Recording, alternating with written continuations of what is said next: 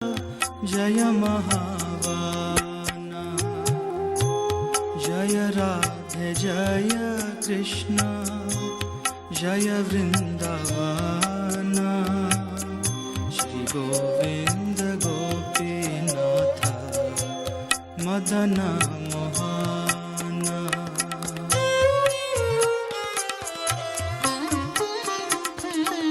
केशी घाट वंशी बटा द्वादश कानन, जहाँ सब लीला कोइलो श्री नंदनंदन।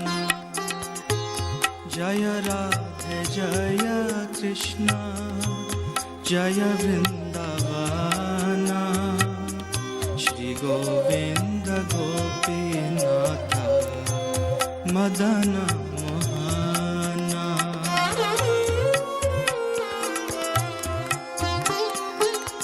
श्री नंद जशोदा जय जय गोपगाना, श्री दामादि जय जय धेनुवत्सगाना। जय राधे जय कृष्ण, जय वृंदावना, श्री गोविंद गोपीनाथ मदन मोहना।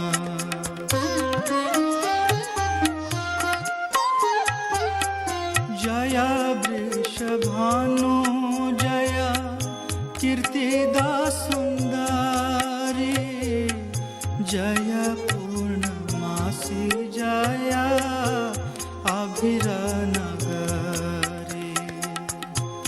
जय राधे जय कृष्ण, जय वृंदावना, श्री गोविंद गोपीनाथ मदन मोहना।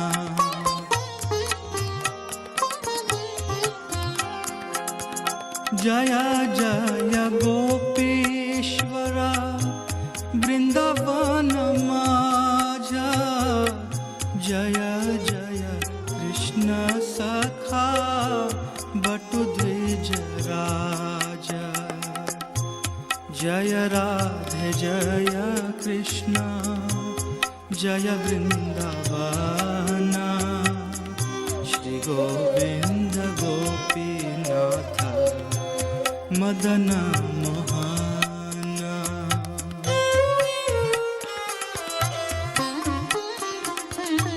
जय राम घाटा जय रोहिणी नंदना, जय जय वृंदावना वासी जत जाना। जय राधे जय कृष्ण, जय वृंदावना, श्री गोविंद गोपीनाथ मदन मोहना।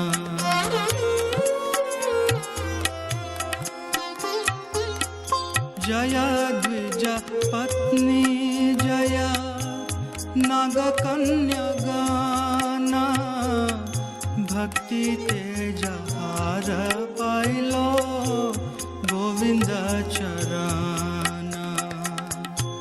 जय राधे जय कृष्ण, जय वृंदावना, श्री गोविंद गोपीनाथ मदन मोहना।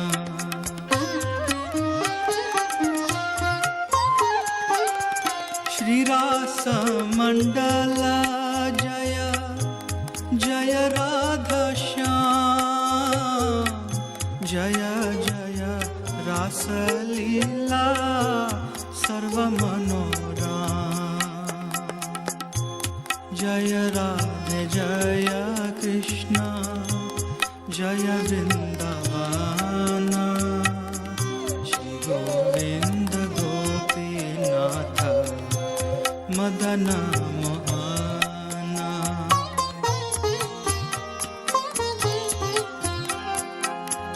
जय जयोज्ज्वल रस सर्वरस सार, परखिया भावे जाहा ब्रजते प्रचार। जय राधे जय कृष्ण जय वृंदावन, श्री गोविंद गोपीनाथ मदन मोहन।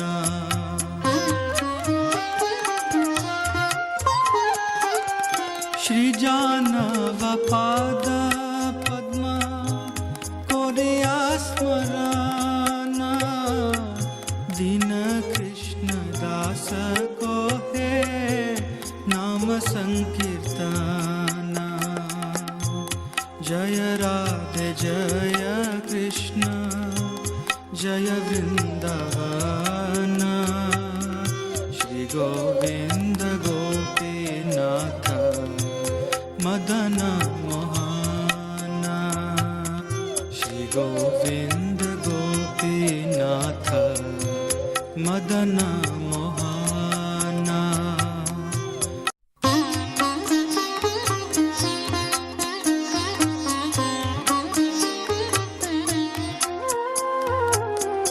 जय राधे जय कृष्ण जय वृंदावन, श्री गोविंद गोपीनाथ मदन मोहन।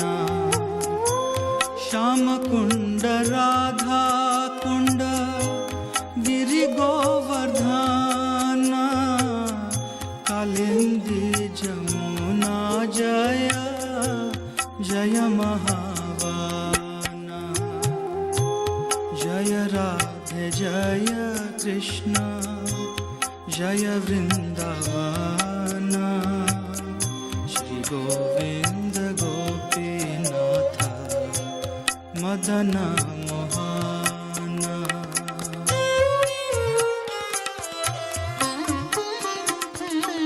केशी घाट वंशी बट द्वादश कानन, जहाँ सब लीला कोइलो श्री नंदनंदन। जय राधे जय कृष्ण जय Vrindavan, Shri Govind Gopinath Madan Mohan.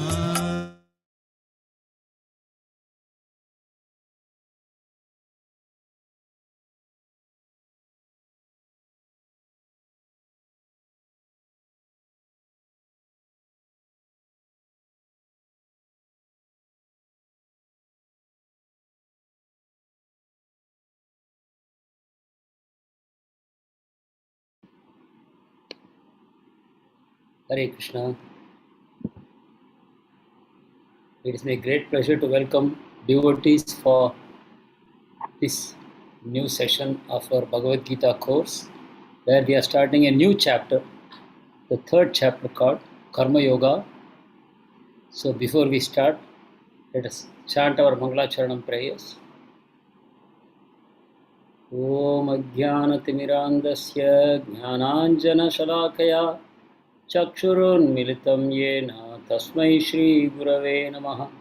Shri Chaitanya Manobhishtam Sthapitam Yena Bhutale Swayam Rupa Gadamayyam Dadati Swapadantikam Vandeham Shri Guru Shri Yuta Padakamalam Shri Gurun Vaishnavamscha Shri Rupam Sagrajataham Sahagana Raghunatanvitam Tam Sajivam Sadvaitam Savadhutam Parijana Sahitam Krishna Chaitanya Devam Shri Radha Krishna Padan Sahagana Lalita Shri Vishakanvitamscha Namo Om Vishnu Padaya Krishna Prishtaya Bhutale Srimate Bhakti Vedanta Swamin Yiti Namine Namaste Saraswate Deve Gauravani Pracharine Nirvishesha Sunyavadi Paschatya Deshatarine hey Krishna Karuna सिंधो दीनबंधो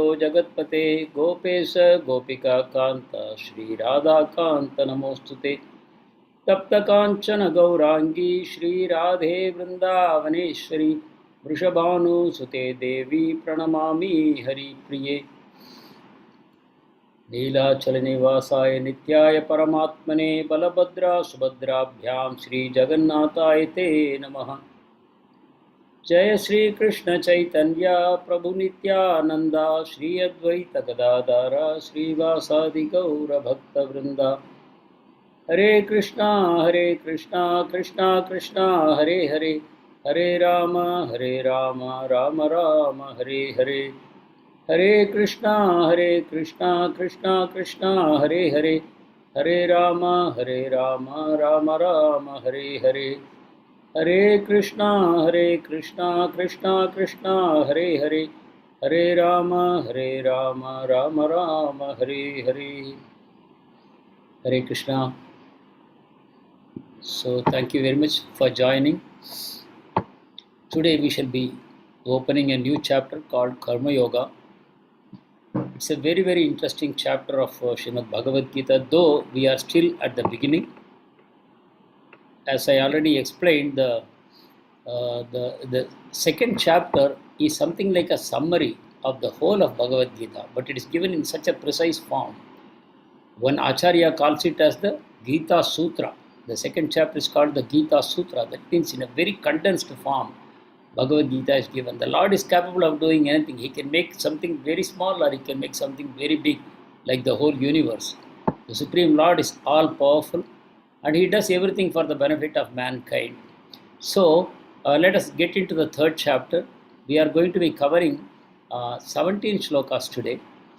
So the Karma Yoga can be roughly translated as self-realization by action, which means yoga is a process of self-realization, knowing who I am, knowing who I am, and also knowing who is God, and what is my connection with God. These kinds of realizations are called signs of self-realization. And there are different methods for doing it. Like we have Jnana Yoga, Nishkamya Karma Yoga, Ashtanga Yoga, Bhakti Yoga, like that. Yoga means uniting. So we are all individuals. I am here, you are all there. We are all like so many individuals, all living entities, not only human beings, animals, birds, plants, and all species of existence. They all are individuals.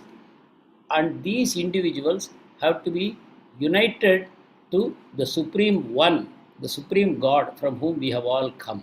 So that is called the process of yoga, reuniting. So the word religion also means the same thing. The yoga and religion, they have a common root. Religio means to yoke, to reunite. So that process also means we have come from God, we have to go back to God, we have to link back. That is the meaning of religio. So yoga means the same thing, to yoke, to connect. So that is the whole process. So karma yoga means the process of connecting with God through action. Karma means action. Karma has many meanings, but one significant meaning of karma is action. So how by doing work I can connect with God? Yeah, karma means work.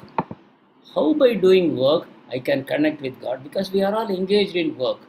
Our whole life we are doing work, right from the start till we die.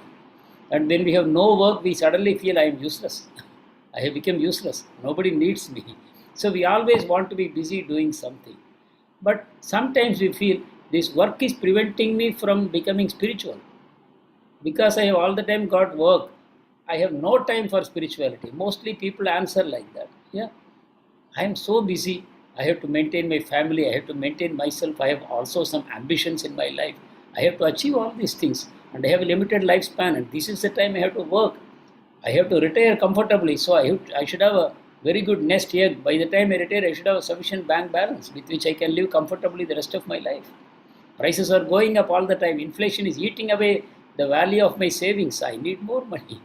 So all the time people are thinking in terms of their own future, how my retired life will be, can I live comfortably, Can I live a reasonably opulent life in my retirement, etc.? So people are very busy about maintaining their own body now and for the future, having sufficient number of enjoyment in this material world. And when we die, of course, we have no time to think about it, because yeah, death may come anytime, but I have no time for that right now. Talk about other things. Right now, I have so many goals to achieve. So show me the way how I can achieve these goals quickly. About death, we'll talk later. So essentially, we are all action-oriented people. Even though we all have in a corner of our mind, I want to know about God, but when will the day come? Because wherever I turn, I see cheaters calling themselves teachers. They are mainly cheaters. Because they know there is a market here. What is the market? To get transcendental knowledge, to get spiritual knowledge, to solve the riddle of existence, to know some meaning, the real meaning behind everything. So there is a market. So why not I capture that market? See, any business, what they try to do, they want to find out where is the market. And then they want to tap the market. How can I tap the market? So that everybody will take out the purse and hand over whatever they have to me. There is competition for the market also, no? Everybody is competing in the market. So somebody will compete as a teacher. I will teach you spiritual knowledge. Don't worry. I will make you God. I will fulfill all your desires. I will give you various siddhis by which you can get anything you want. Is it not? So many people are out there in the market to help you. Some will say, I am God. Some of them will say, you are also God.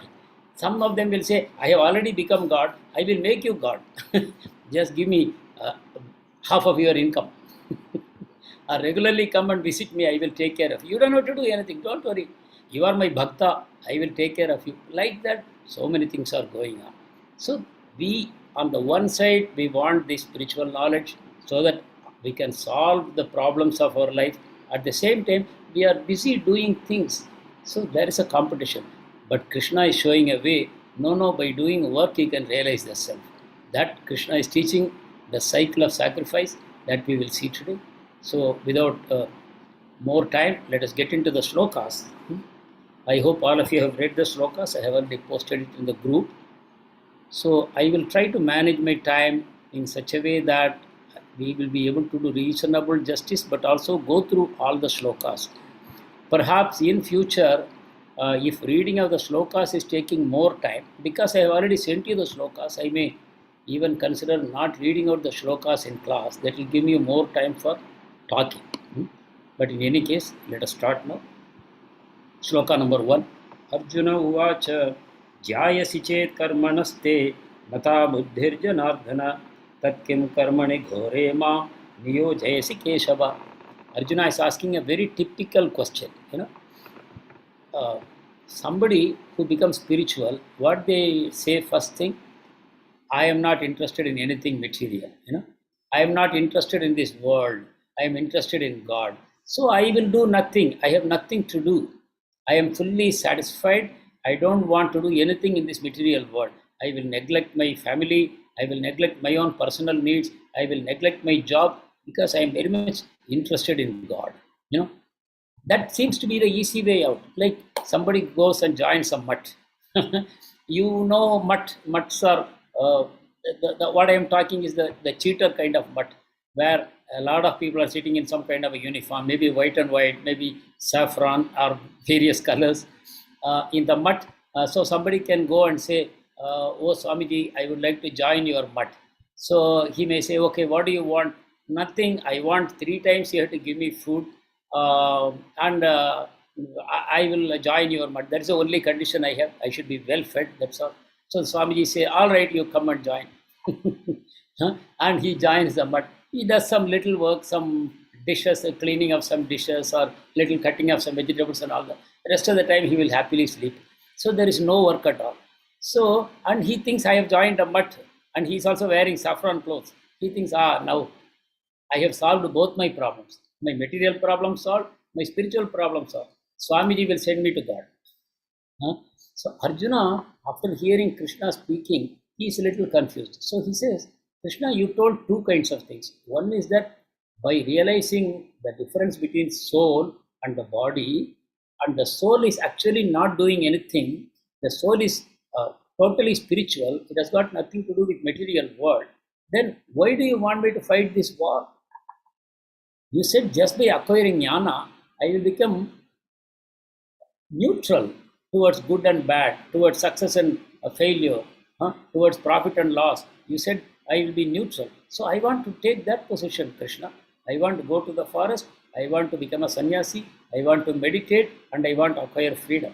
But you are saying again and again, I should fight. Why should I fight? I don't like this war. So actually, Arjuna is telling Krishna, I don't want to fight this war. I am looking for an excuse, and you have given me an excuse. Krishna only told, this body is nothing, soul is everything. So realize the soul, and you become completely free. So he is asking, let me realize the soul. For that, I will go to the forest and I will become a sannyasi. So why do you force me to fight this war? So actually, the problem is Arjuna is trying to avoid the battle he doesn't like. So he has not heard Krishna properly. For that reason, he is saying Krishna's words are equivocal. Krishna, you have not given me clear direction. So, but one good thing about Arjuna is he did not simply say, Krishna, you have told me that fighting is not necessary. You have told me that jnana only is needed, so I am going. So he did not go away like that. When he got confusion, he is again requesting Krishna, who is the Guru. So he is going back to the Guru and saying, Guru, I am confused about your instructions. Please clarify further. That is the important part here. So both first and second shlokas Arjuna is talking. I will read the second shloka also. Vyamishreneva vakyena buddhim mohayasiva me padekam vada nishchitya yena shreyoham apniyam. I am confused by your equivocal instructions. Therefore, please tell me decisively which will be most beneficial to me. Not that right now beneficial. No, most beneficial means eternally beneficial. There is a word to describe that. I have been repeatedly telling you this word, Shreyas. Please note down in your notebook, Shreyas and Preyas. Preyas means sense pleasure, immediate happiness, like eating a gulab jamun. Immediate pleasure, short-term pleasure, that's called Preyas. The opposite of that is Shreyas. Shreyas means you are looking for a benefit which will have permanent benefit for you. It should not be a short-term benefit. It should be forever. Even though you have to wait for some time, but when the benefit comes, it will be there with you forever.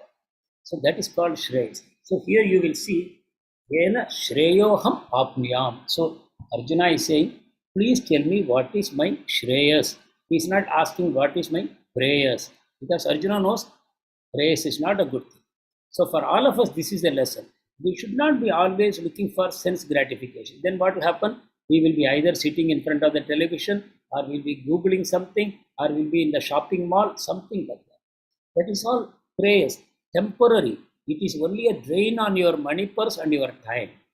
But Shreyas means something permanent, you are reserved forever. Not only for this one lifetime. When you die, this Shreyas will go with you.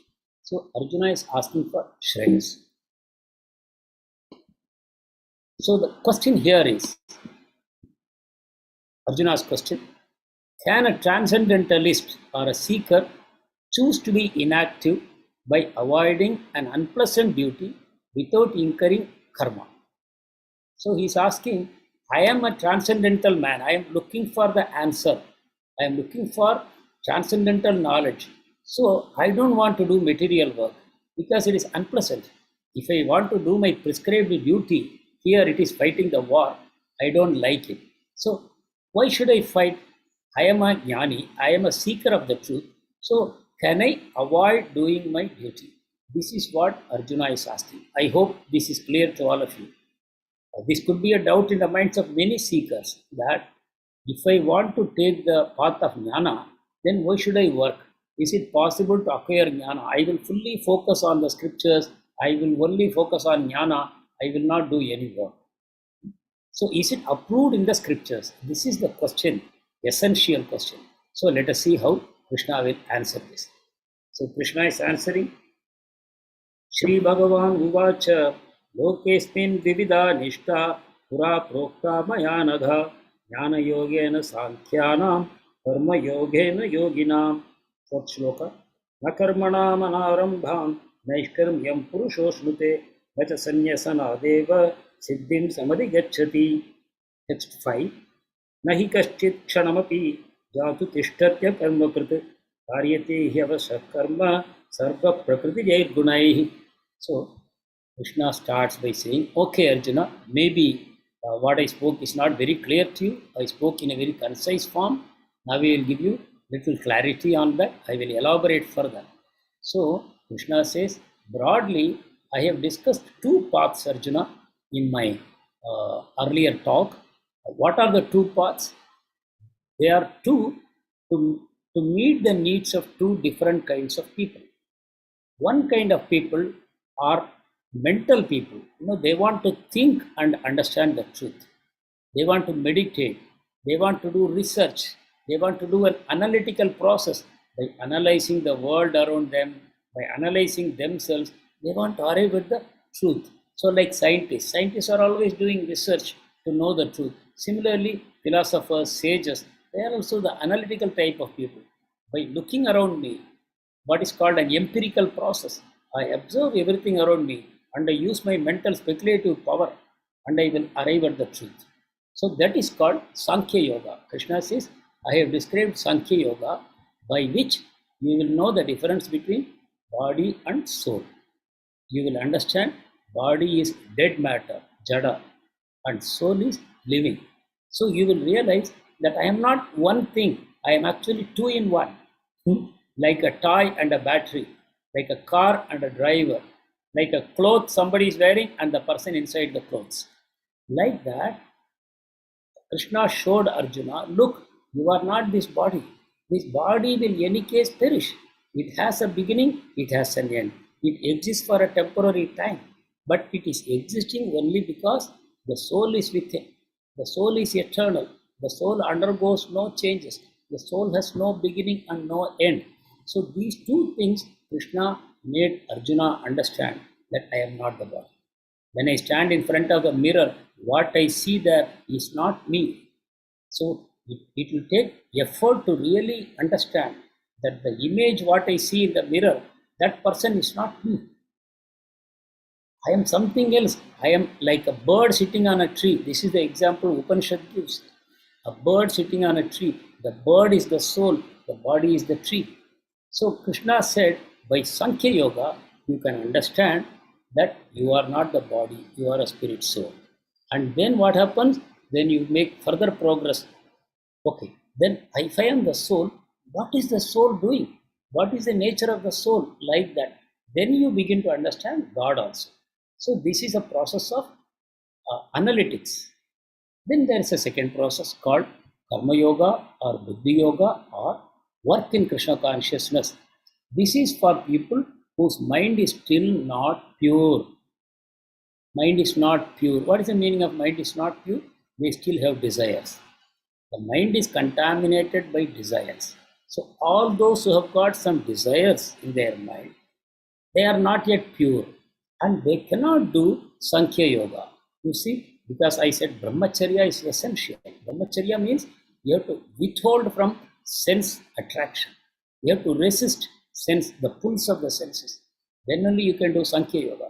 So Karma Yoga means for those people whose minds are still not pure, who still want to enjoy something in this material world, but they are afraid of doing sin.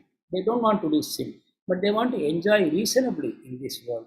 For such people, the second part, that is Karma Yoga or work in Krishna consciousness, is recommended.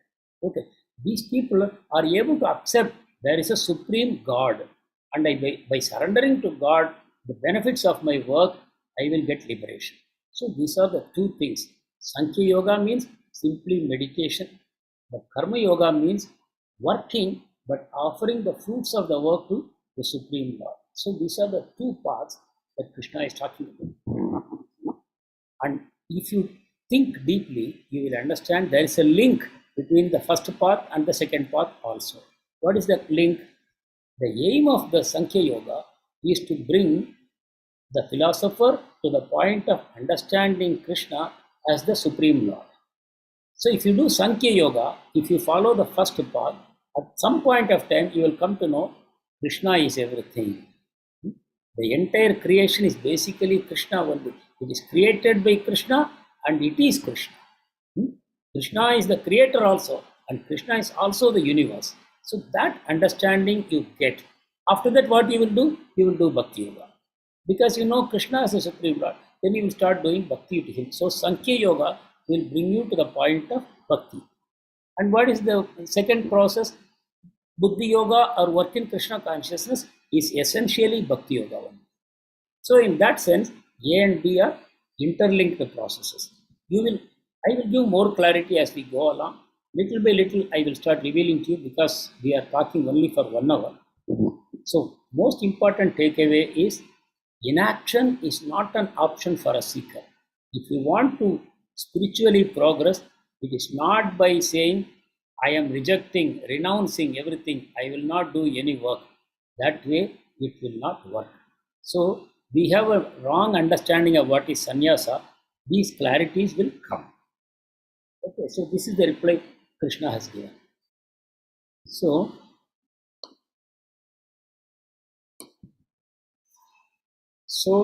also note, we are talking only about prescribed action. So again, when we talk about action, we are not talking about sinful actions. We are talking about what is prescribed. What is the right thing to do? We should do only those things. Sinful actions, if we do, we will incur sin. But we have to do our duty, but at the same time, we should offer the results to Krishna. You do your duty, but you offer the results to Krishna. In that way, you will neither get punya nor papa, but you will get liberated. Punya means you may go to heaven or you may enjoy in this material world, but in either case, you will get more and more tied up. But when you do your duty, but offer the results to Krishna, then Krishna will maintain you in this world. And He will also liberate you to go back to Him at the end of this lifetime. So, please understand, we are talking about, when we say work, we are talking about prescribed work. That means our duty versus inaction. So, in the fourth sloka, Krishna is saying, merely from refraining from prescribed work, you cannot be free from reaction. So, this point is what Krishna is emphasizing. What he is saying is, Arjuna, you have a duty, you are a Kshatriya, you have to fight the battle. But if you say, no, if I fight the battle, I will incur sin, so I will not fight. I will refrain from doing this battle.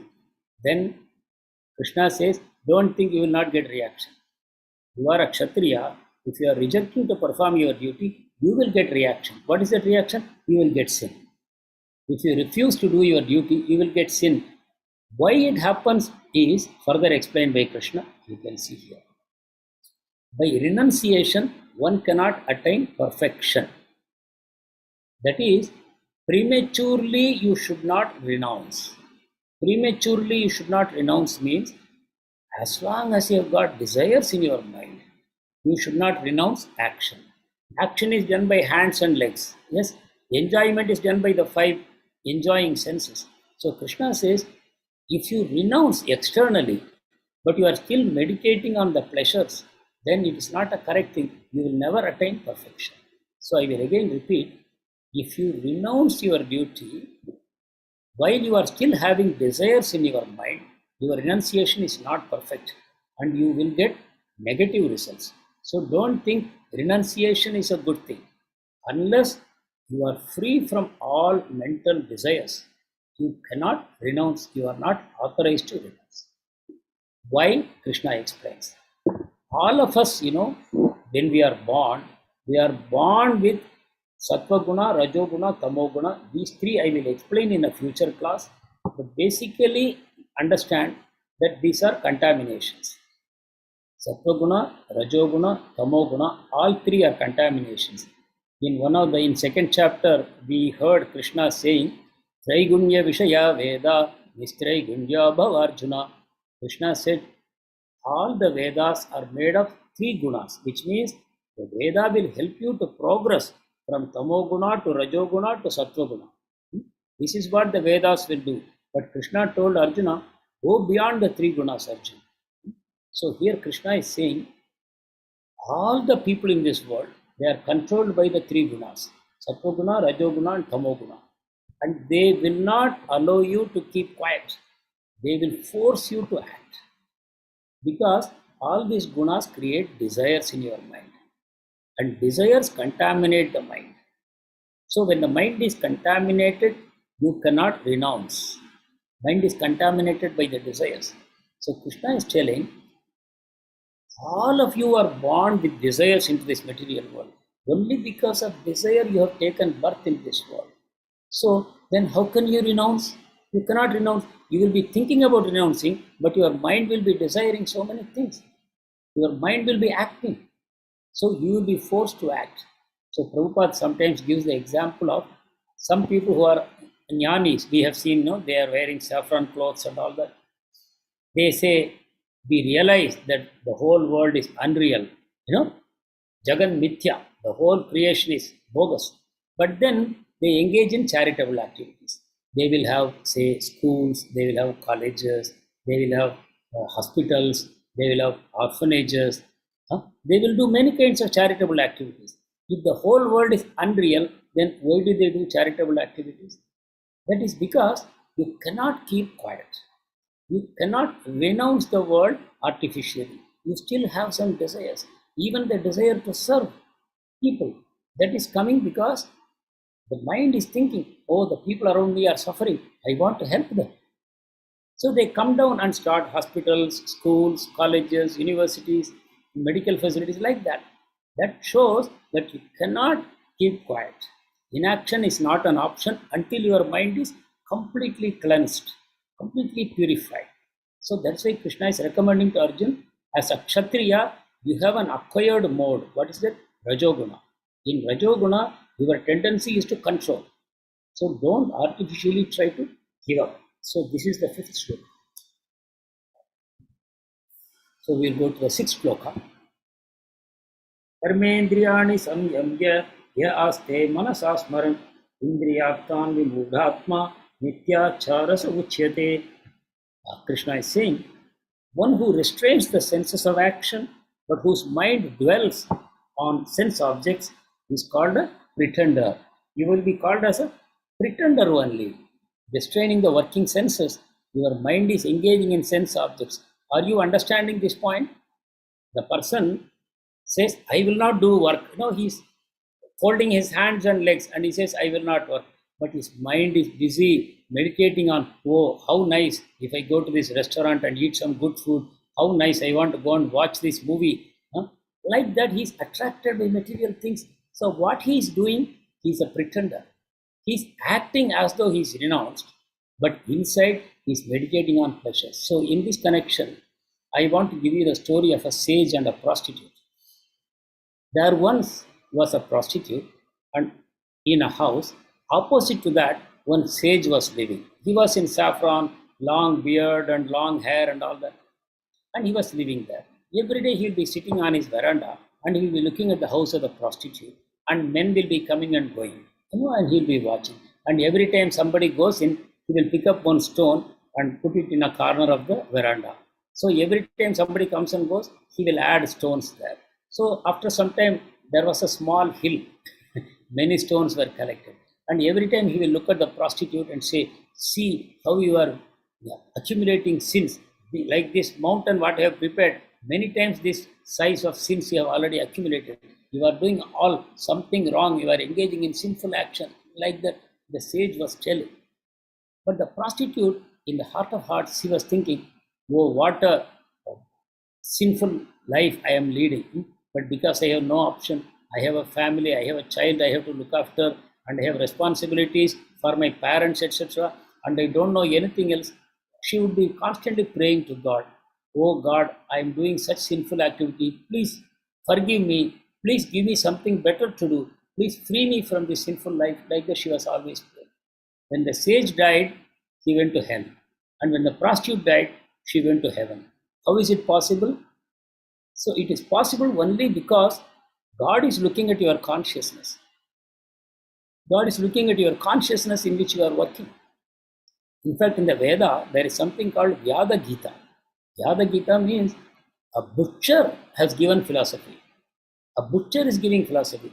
I don't have much time to deliberate on that, but just to show you, it is not what you are doing externally that matters. As I said in another class, Arjuna is also fighting a battle, Duryodhana is also fighting a battle, but Arjuna is getting liberated, but Duryodhana is getting bound. Why? Action is the same.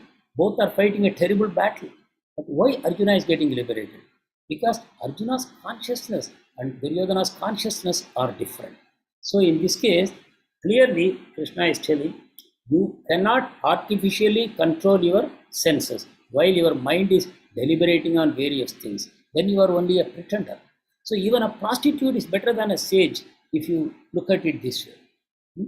So that's a very important message.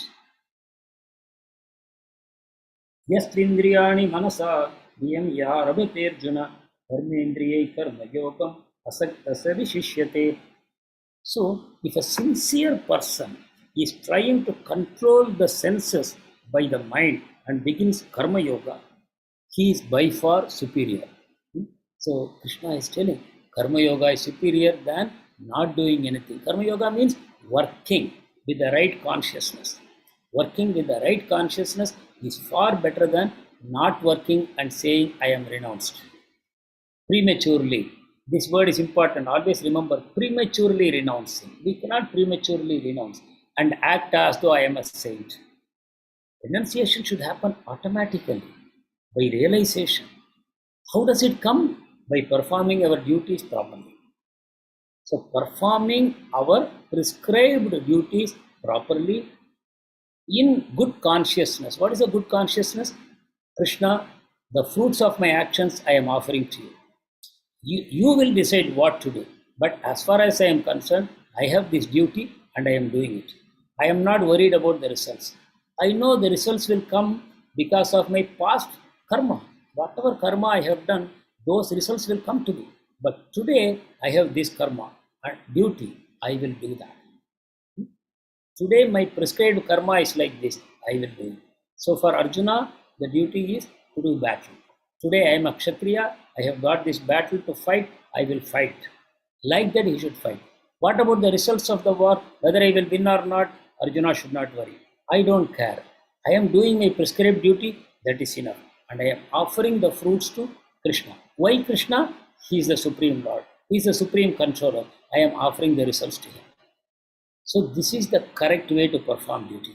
So it is said, a sincere sweeper who is trying to control his senses and begins karma yoga is superior to a sage whose mind is not controlled. He is externally a sannyasi, but his mind is not controlled. So this is a point that we should take, and very, very useful for us, right? We are living in this Kali Yuga. At least in other yugas, it was easy to go into the forest. You will find a lot of sages and good rishis. You can become a student with them and they will gradually guide you to progress. But today, we don't have such options. And some people, sincere people, are worried, why I am so much trapped in material activities. When will I come to spirituality? But your answer is here. Right from the mouth of the Supreme Lord, he says, it's all right. Do your duty in the right consciousness. I will take care of you.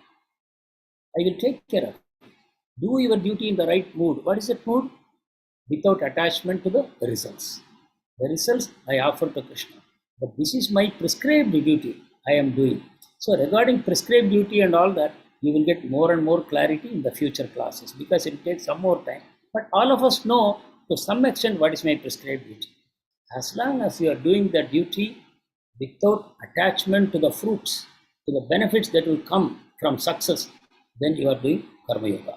You offer the fruits to Krishna. So, 8th shloka. Niyatam kuru karmatvam karma jyayo hya karmanaha sharira yatra tuchate na prasidhyeda karmanaha. Krishna says, perform your prescribed duty because doing your duty is better than not doing anything. Even your physical body requires work to maintain, Krishna says. Even to maintain your physical body, you have to work. So one have to understand. I gave the example of mutt. Somebody who is lazy, he goes to the mutt and says, Swamiji, take me into your mutt. I will do a little work here, give me 3 times food. I want to sleep most of the time. But Swamiji, I will wear saffron clothes and you will take me to heaven. It's a nice deal. The Swamiji is also a cheater. So he says, all right, please come. You can do a little work here and you can eat 3 times a day and sleep. So Krishna says, no, you cannot take sannyas as a profession to maintain your body. To maintain your body, you should work. You should do your prescribed duty. Not that I will become a sannyasi, people give me donations and I will maintain with my donations. No. Spiritual life is not for bodily maintenance. Krishna is making it very clear. Even to maintain one's physical body, one should do some honest work, not dishonest work, like saying I am a Swamiji and all of you give me donations. Then I will collect the donations and live happily with that money. So one who is taking the spiritual path should be very careful about collecting donations. Srila Prabhupada was extremely clear on that. He told his disciples, look, if you are collecting donations from the people, the donations come with their karma. People are not giving you money just like that. They are giving you money to become free from karma. So that karma will come to you. And you cannot digest that. Prabhupada used to warn his disciples. He said, even if you divert 1 paisa out of the donations for your sense pleasure, misdirect that money, then you will fall down from Krishna consciousness. 1 paisa of the donations you collect, if you misuse, you will fall down from your spiritual path. So Prabhupada said, be very careful when you accept donations from the public. It should be used strictly for the mission, which is to propagate Krishna consciousness. To give Bhagavad Gita to the whole world, that is the purpose for which you should take donations. To maintain the temple, to maintain the deities, to do nice arati, to attract the public to the temple, and then to give them the message of Krishna. You should use the money only for that. Even a little diversion of that money, your spiritual life is finished. Prabhupada used to say like that. So, a mutt and an ashram where people are simply there to eat 3 times a day and enjoy life, they are all going to hell. People who collect a lot of money from the public, saying they are very spiritual people and I will do good for you, that money, if they use it for their own enjoyment, they are gone. And all the people who are connected with that ashram and mutt, their future is also destroyed.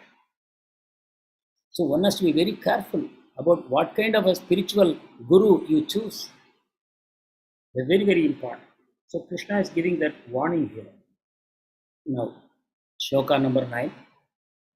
Yajñārtāt karmano anyatra loko yam karma bandhanah tadartam karma kaunteya mukta sangha samachara. So Krishna is introducing the word yajna here. Yajñārtāt karmano anyatra. It's a very famous shloka. Please memorize this shloka also. This 3rd chapter 9th shloka is worth memorizing. Work should be done as sacrifice to Vishnu. Yajna means Vishnu. Some of you may be chanting the Vishnu Sahasranama Stotra.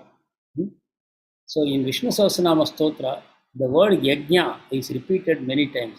Yajño Yajña Padir Yajva Yajñango Yajña Vahanaha Yajña Bhrit Yajña Krit Yajñi Yajña Bhuk Yajña Sadhanaha Yajñantakrit Yajña Guhyam Annam Annada Yevacha. How many times the word Yajña is coming? Yajño Yajña Patir Yajva Yajñango Yajña Vahanaha Yajña Bhrit Yajña Krit Yajñi Yajña Bhuk Yajña Sadhanaha Yajñantakrit Yajña Guhyam Annam Annada Yevacha. So the word Yajna means Vishnu. The very word Yajna means Vishnu. The Yajna in English we call it as sacrifice.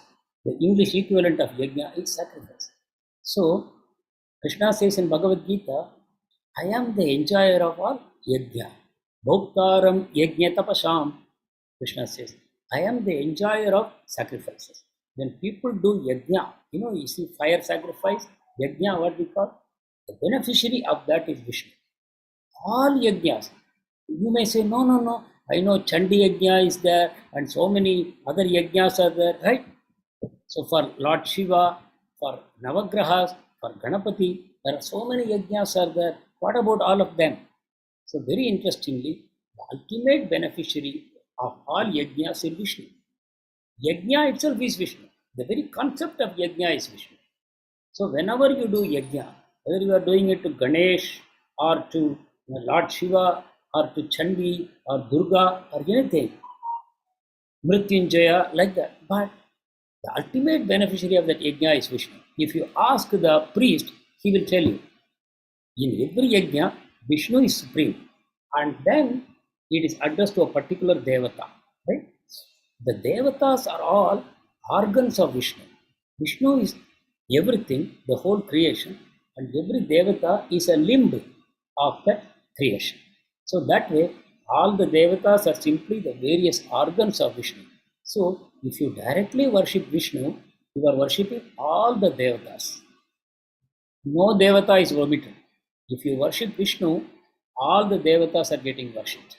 Directly if you worship Vishnu. That is why we are talking about the principle of Krishna consciousness. If you do your work as a sacrifice to Vishnu, all the devatas become pleased.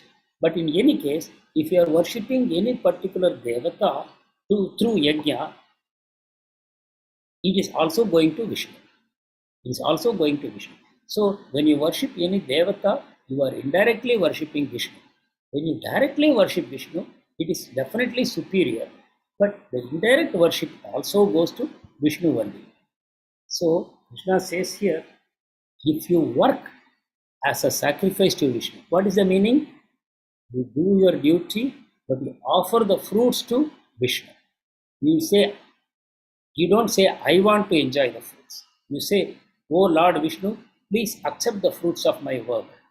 I am sacrificing to you. If some of you have sat in some yajnas as a performer, you would have heard this word many times. What is that?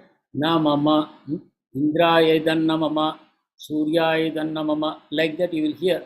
Na mama. That word again and again will come. Every time you offer some ghee into the fire, you will say na mama. That means mama means mine. Na mama means not mine. So you have bought all the ingredients for the yajna with your own wealth, right? The firewood, the ghee, and all the other dravyas, what you are putting into the fire, they have all been bought with your money. But while offering it to God, you are offering it to Indra. Then you say, Indraya idanna mama, this is not mine. This is Indra's, not mine. Then you are giving to Chandra, you will say, Chandraya idanna mama, I am giving it to Chandra, not mine. So that's called sacrifice. You are sacrificing what is yours to the God. So that is why it's called sacrifice. So you put so many things into the fire, correct? And the fire god takes it and gives it to the concerned devata to whom you are offering. So this is the process of yajna. We know fire sacrifice is called yajna. But apart from that yajna, there are other ways of doing yajna. How? When you work, you offer the fruits to Krishna. That is yajna. Then your work becomes yajna. Karma yoga. You do your duty, but you offer the fruits to Vishnu. Then it becomes the perfect sacrifice. So work should be done as a sacrifice to Vishnu to please him. So not only the fire sacrifice, but the work you do without attachment to the fruit, that also becomes yajna. And Krishna says that will liberate you. Liberate you from what? From all material attachments. Then your soul will be free to go back to Krishna. The soul will become free from all attachments. So the point is, your work need not be changed at all, but your consciousness needs to change. When we work, we want to enjoy the fruit. That consciousness must change. When I work, I should offer the fruits to Krishna. That is the correct consciousness. So this is the main yajna point that we have to understand. Let us proceed further. Now onwards, Krishna will speak more and more about yajna. Let us see the 10th shloka.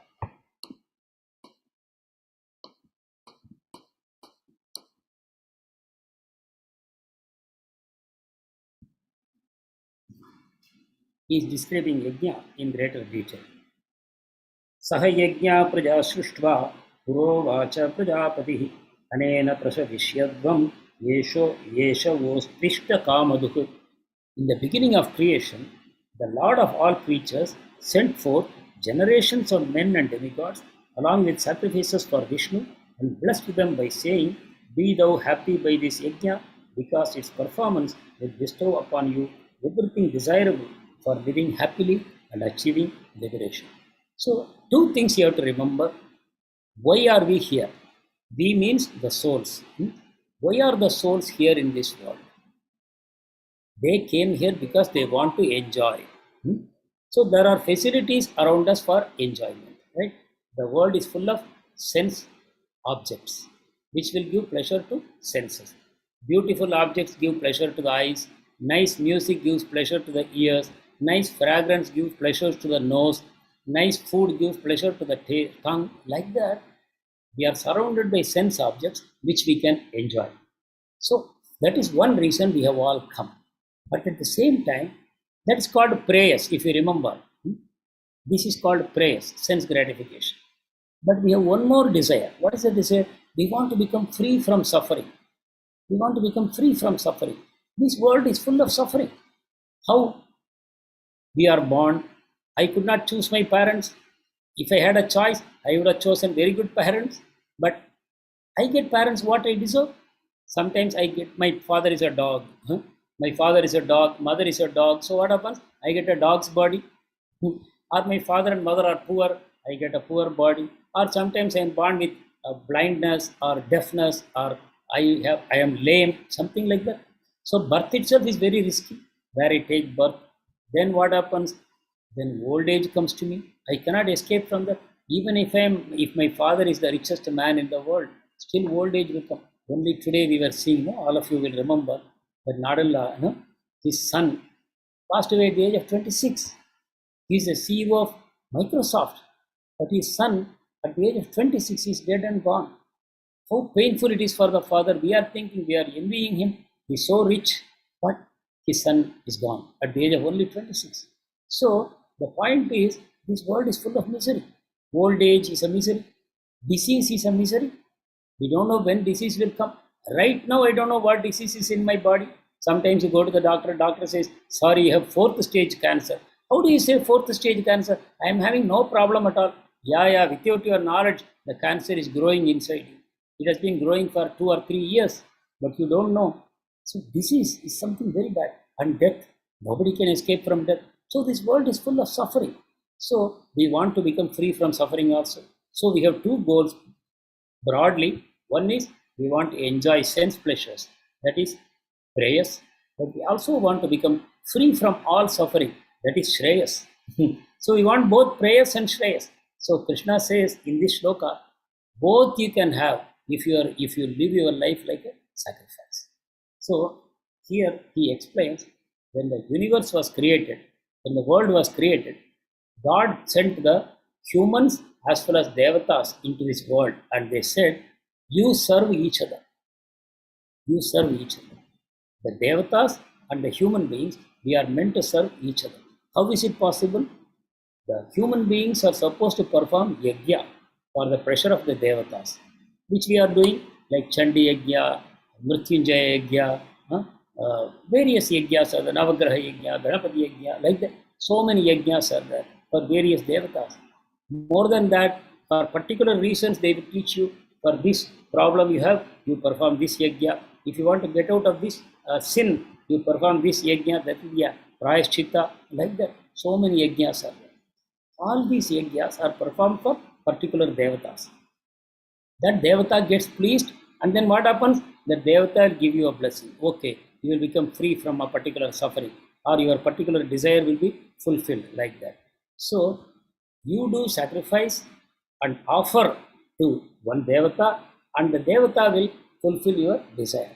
So the Lord, when he created this world, he sent the yajna with the world, right? Human beings, devatas, and yajna. All these three things were sent together into this material world. I hope you can understand. That means we are supposed to live life as a yajna only.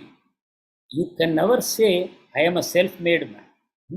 Whatever I am today, it is because of my own effort. Anyone who says like that is an atheist. He does not understand all the forces which have helped him to become what he is today. Anything can go wrong anytime. One accident and everything is finished. One fire accident, one flood, one road accident, everything can be finished. And despite your best efforts, you may not succeed also. You start a business, it fails. You start another business, it fails. You put your whole heart, you start one more business, fails. There is the guarantee that you will succeed. So success is not in your hands. Effort is in your hands. Success is not in your hands. So who is giving that success? They are the invisible forces. They are the devatas who are doing. So here, Prabhupada is explaining, Prajapati is Lord Vishnu. Vishnu is the father of the devatas as well as the human beings. So when Vishnu sent the devatas and human beings here, he said, you mutually serve each other. Devatas are given special powers. They can give rain, they can give sunshine, they can give good breeze, they can help crops to grow nicely, they can give prosperity, they can give good health, they can give you children, they can free you from your past sins.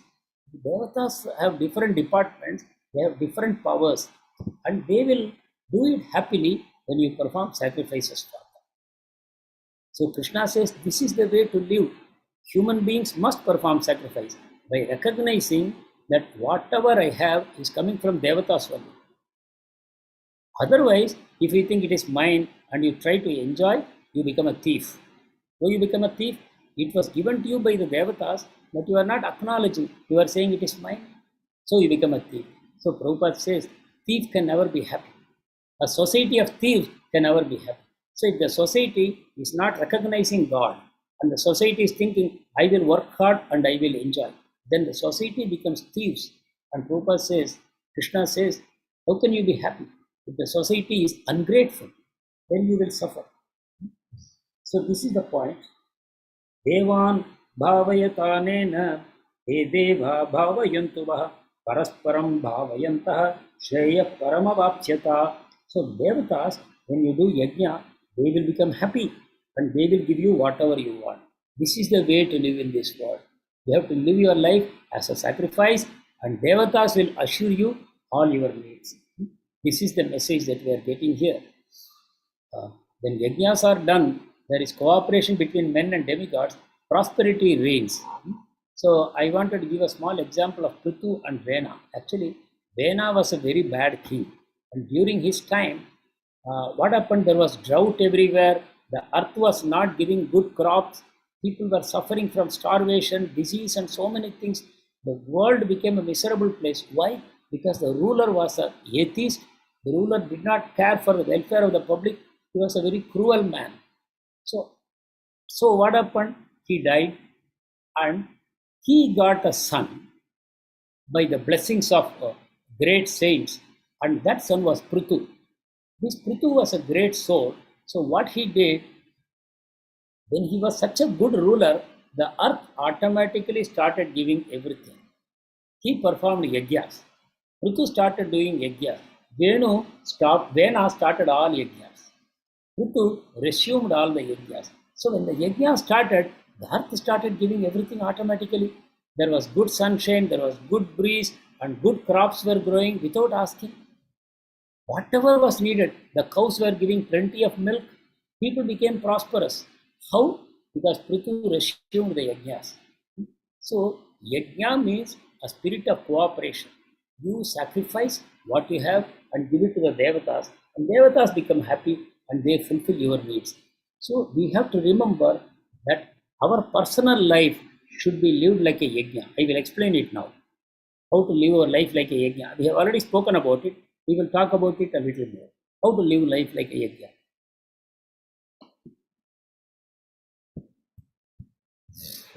So, 12th shloka. Ishtan bhogan hi vo deva dasyante yajna bhavitaha tairdattana pradayebhyo yodhunte stena yevasah. So the demigods or devatas, they are in charge of the various necessities of life. When they are satisfied by the performance of yajna, they will supply all necessities to you. But he who enjoys such gifts without offering them to the devatas is certainly a thief. So it's a reciprocation. Devatas are giving you, and you have to reciprocate to the devatas. If you don't reciprocate, you become a thief. Yajna shishta sinasanto muchyante sarva kilbishaihi Bhunjate tetra bhampapa repachantyatma karanat. This is the most important shloka. You memorize this also. That is 3:13. The devotees of the Lord are released from all kinds of sin because they eat food which is offered first for sacrifice. Others who prepare food for personal sense enjoyment verily eat only sin.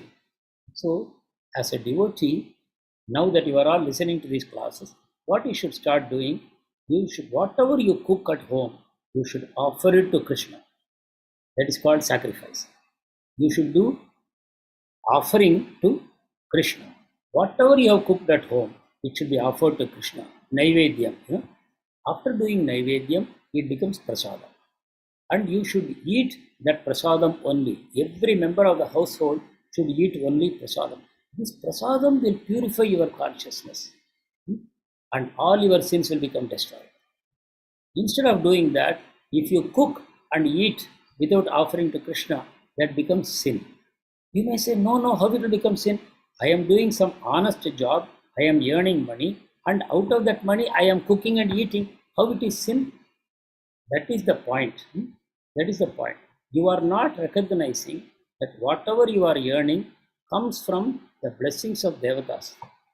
Without the blessings of Devatas, we cannot even go to work. To move my hand, some Devata has to help. If I have to think, one Devata is in charge. If I have to speak, there is a Devata in charge. If I have to hear, there is a Devata in charge. I cannot do anything without the cooperation of Devatas. So how can I say it is my own income? Not possible. By the cooperation of Devatas, you are able to earn income. So you have to cook and offer it to God, and then you should take the prasadam with gratitude. Oh God, you have given me this. That gratitude is the main component of sacrifice. You have to recognize that this is not mine. This belongs to God. By God's mercy, I am enjoying it today. That consciousness is what is needed. So, by offering the food to God, it becomes sanctified. If you don't do it, then it becomes sin. So now this brings us to the cycle of sacrifice. That is a heading what we have for today's session. Annad bhavanti bhutani parjanyadanna sambhavah yajnad bhavati parjanyo yajna karma samudbhavah. See, very interestingly, Krishna gives a cycle. All the bodies of living persons, it is coming from food grain, right? I eat rice, wheat, etc., and that is nourishing my body. So from where my body has been nourished, when I was in the womb of my mother, she ate food and that food became my body. When I am born, I start eating directly from the grains that is building my body. So all of us, whether I am human being or animal, whether I am vegetarian or non-vegetarian, in all cases, they are all nourished by grains only. And from where the grains come? The grains are coming from rain. Unless there is rain, the grains cannot grow. So the grains are coming from the rain. From where the rain is coming? The rain is produced by performance of yajna.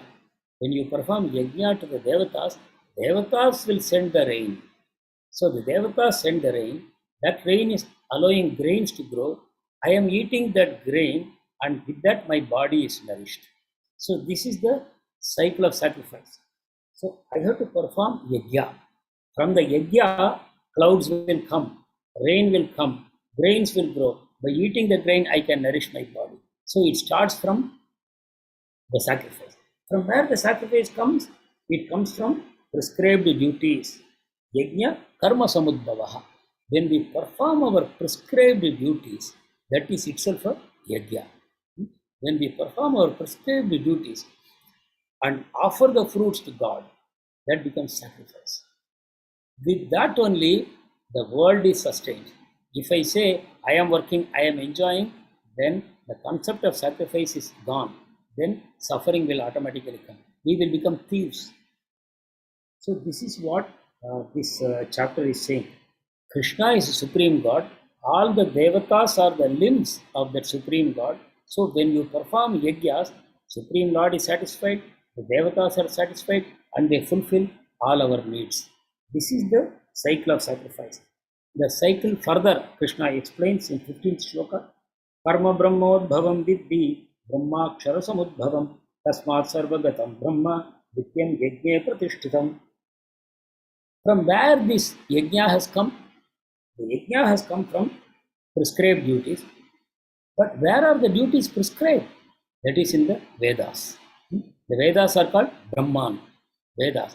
From where the Vedas have come? They have all come from the Supreme Lord. Akshara. From the Supreme Lord, the Vedas have come. From the Vedas, the prescribed duties have come. Prescribed duties, they are giving the yajna. From the yajna, rain is coming. From the rain, grains are coming. From the grain, our body is nourished. And when our body is nourished, what we should do? We should do more yajna. We should do more yajna. Then again, more rain will come, more grain.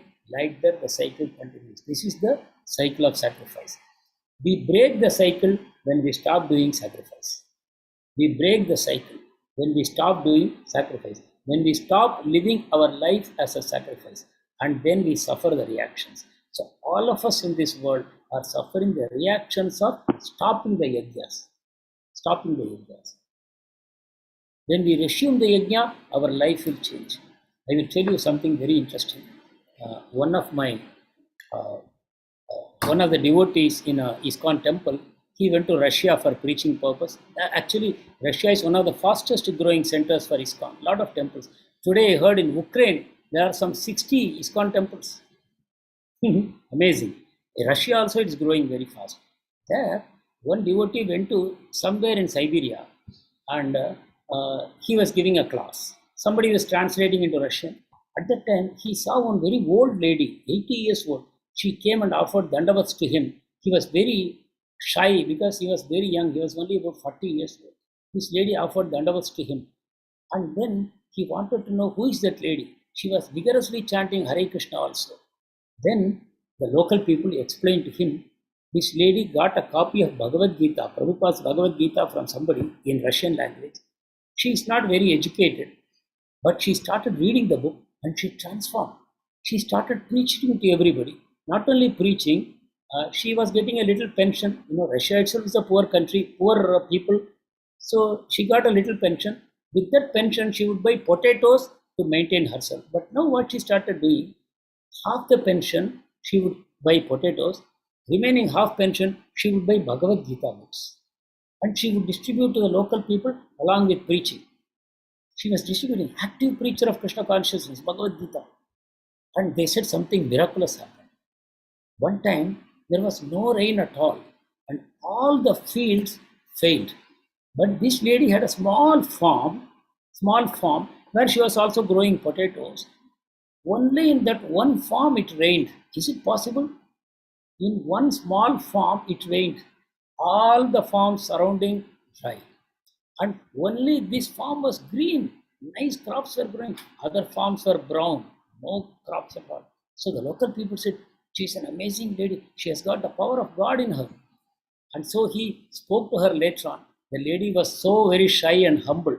She said, what do I know? I know nothing. Somehow some devotees gave me this book. And I am so much convinced about the truth of this book. I am regularly chanting Hare Krishna. I am doing a little preaching to my people who are all suffering. And Krishna gave me that mercy. So see that. So please believe, yajna can maintain our life very nicely. If we live our life like yajna. I will tell you another practical story. This happened somewhere in Andhra Pradesh. I think somewhere in Warangal. A group of students who are devotees of ISKCON, they were living in one house. Group of students, they were living in one house. So they were contributing some money, they were maintaining themselves. They were living a spiritual life, also going to college. They had a well, normal well. So suddenly again there was no rain and everybody was deepening their wells, putting bore wells and all that. So, but these people were also thinking maybe we should also deepen our well because no rain at all, water level is going down everywhere. So they asked their guide who was in Hyderabad, sir, please tell us, should we also go for a bore well? It will be expensive, but we think to maintain some 10, 12 people here, we need to go. Somehow their guide said, don't worry, you just chant Hare Krishna sincerely, regularly chant, and you will not have any problem. Something amazing happened. All the surrounding areas, people who drilled bore wells, that also dried up. They did not get water. But in this one well, which is not very deep. It's not even a bore well. The water did not dry up only. The whole season it did not dry up. Neighbors used to come and take water from here and go. These people did not stop them because they were depending on God. So even today, don't think it will happen only in other yugas. So it will very well happen. And so Prabhupada says, let us not worry about performing yajna. We cannot do fire sacrifices. But for Kali Yuga, Krishna has given a special form of yajna that is called Sankirtana Yajna. Nama Sankirtana Yajna. So when we chant the Hare Krishna Mahamantra, when we sing the Hare Krishna Mahamantra, we are doing a Sankirtana Yajna. This is the highest yajna possible. All the yajnas are inferior to this. The one superior yajna, the highest yajna is to chant and sing the holy names of the Lord. Let us all chant together. Hare Krishna, Krishna Krishna, Hare Hare, Hare Rama, Rama Rama, Hare Hare. This is the Kirtan. And you can chant Hare Krishna, Krishna Krishna, Hare Hare, Hare Rama, Rama Rama, Hare Hare. Both these are Kirtan. When people come together and sing, it's called Sankirtan. So if there are 4 members in your family, you can come together and sing this Kirtan. Or you can chant together. So this becomes Sankirtan. Prosperity will be assured. You just devotionally, with concentration, chant the holy name. That becomes your yajna. So now I have explained to you yajna in very practical terms. For Kali Yuga, there is only one yajna, that is Nama Sankirtan. You use your energy, you use your tongue, you use your ears, use your mind for chanting the holy names of the Lord. That becomes your yajna. 16th shloka. So, Supreme manifests the Vedas. Vedas prescribe the yajnas. Thus, God is situated in yajna. That's why Vishnu is called yajna. Vishnu is called yajna. So, 16th shloka. Evam pravartitam chakram manu vartayati hayah adhayurindriya ramo mogam partasa jivati. My dear Arjun, one who does not follow the human cycle, the cycle of sacrifice established by the Vedas, is leading a life full of sin. So if you don't follow the cycle of sacrifice, our life becomes sinful. Some people think, no, I am not doing anything wrong. I am not doing any sin. So I will not get any sin. It's not as simple as that. Unless we follow the Vedas, our life becomes sinful. So what the Vedas are saying, they are talking about sacrifice. So if we don't live our life like a sacrifice, we are living a sinful life. So don't think it is so easy to avoid sin. Sin is very difficult to avoid if you don't understand the scriptures. We have to accept the scriptures and we have to follow the scriptures under guidance. Then only we can avoid sin. Otherwise, like I said, no, I am cooking, I am eating, that becomes sin. In Bhagavad Gita it says, Bunjate te tvagam papa ye pachanti atma karanat. Just for pleasing on my tongue, if I cook and eat, that becomes sin. If I don't offer it to God. So by offering to God, if I eat, I become cleansed. My sins are removed. So with the help of scriptures, we can improve the quality of our life and the quality of our next life also. Last sloka for today. Yastvatmaratir eva syat atma triptascha manavaha atmanyeva cha santushtas tasya karyam na vidyate. But for one who takes pleasure in the self, whose human life is one of self-realization and who is satisfied in the self only, fully satiated, for him there is no duty. So if I live my life properly, following the cycle of sacrifice, then I reach a situation when I have no more material desires. I have no more material desires. My senses are fully controlled. Then after that, I don't have to worry at all. Whether I do work or I don't do work, I will not be bound. When all my desires are cleansed, my senses have become quiet. My senses are not disturbing me at all. Then I become completely free from sinful reaction. So, if I am going to live only for my senses, then that is a useless, wasted life. So, let me summarize the takeaways from this session. We cannot have a whimsical lifestyle. What is a whimsical lifestyle? Just do it. Just do it mentality. That is, ignoring the scriptures is not an option. We will suffer unpleasant reactions life after life. Human life is both an opportunity and responsibility. Don't look at human life as only an opportunity to enjoy. It comes with responsibility. You can very easily understand. See, why there is an abortion law, that abortion is legal. Why? Because we want to enjoy the sex pleasure, but we don't want to take the responsibility of a child. So you can see everywhere this is the situation. Why we want to do population control? Because we want to enjoy this world. We don't want to share it with the future children. We want to control the population. Why? Because we are already here and we want to enjoy all the resources of this world, but we don't want to share it with others. When other souls are trying to come into this world, we block them. No, we don't want you. That means we are focused on enjoyment, but we are not interested in responsibility at all towards others. We are willing to kill animals and eat them. Why? We are giving them pain and I want to enjoy. So this is not an option. You cannot have the cake and eat it also. If you want to enjoy, it comes with responsibility. So this is the point. Human life is an opportunity and responsibility. If you handle both properly, you have a perfect life. Opportunity is to advance towards perfect joy, prema. That is the opportunity of human form of life. We can really enjoy our life. What is the responsibility? If we neglect our prescribed duty, we must be ready to face consequences. It will come. So what is true intelligence? Accepting scriptural guidelines is true intelligence, not whimsical intelligence. We say some people are very intelligent. No. If they don't know the scriptures and they don't follow the scriptures, they are not really intelligent. When we neglect the scripture, we lose our intelligence. Very clear. So the real intelligence is in the scriptures that is given by God. So life must be centered around the principle of yajna. We should not be selfishly body-centered. So we have also understood the role of yajna, that is Vishnu, Yajnapati, that is Vishnu, Devata, they are the limbs of Vishnu. What is their role in our life? We have seen. So we must offer our food in sacrifice to Krishna. This purifies our life, intelligence, and liberates the soul to go back to God. So these are the takeaways for today. So with this we come to the end of the session. Let us chant 3 times. Hare Krishna, Krishna Krishna, Hare Hare, Hare Rama, Rama Rama, Hare Hare, Hare Krishna, Krishna Krishna, Hare Hare, Hare Rama, Rama Rama, Hare Hare, Hare Krishna, Krishna Krishna, Hare Hare, Hare Rama, Rama Rama, Hare Hare. Thank you very much. If you have any questions, you can ask.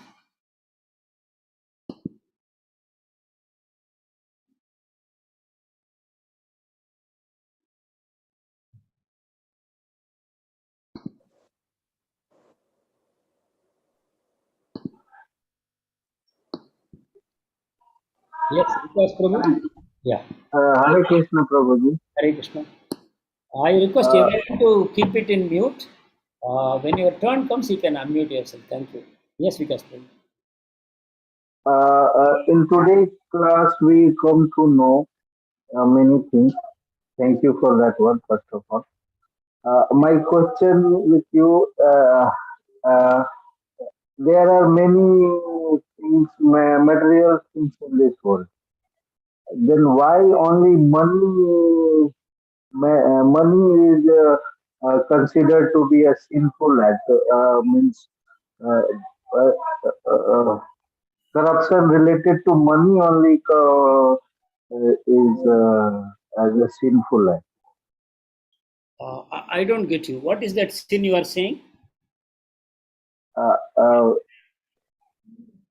Why money is Money? taken as a money?